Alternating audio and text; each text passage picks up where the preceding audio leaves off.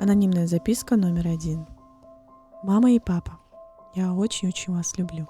В этом я никогда не говорил. Хочу быть для вас хорошим ребенком, добрым человеком.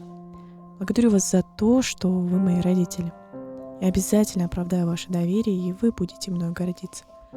Свои теплые чувства любви вкладываю в это письмо. Анонимная записка номер 2. Отец, я тебя простила. Анонимная записка номер 3.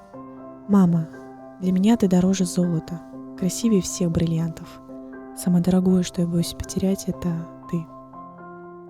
Анонимная записка номер 4. Мне всегда было обидно с того, что моя мама улетела в другой город, оставив меня, бабушке и дедушке. Но я все равно люблю ее. Анонимная записка номер 5. Папа, жаль, что ты не здесь.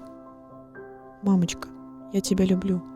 Будь всегда рядом и никогда не унывай. Анонимная записка номер 6. Папа, прости, что не попрощалась с тобой и не сказала, что люблю тебя.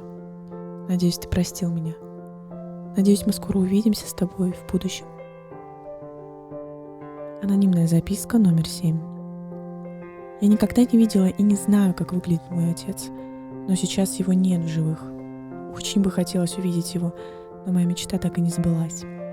Моей мамы тоже нет в живых. Я очень хочу снова увидеть ее. Мне ее очень сильно не хватает. Целый мир бы дала, чтобы она со мной рядом была. Я ее очень сильно люблю. Если бы она была жива, я бы говорила ей об этом постоянно.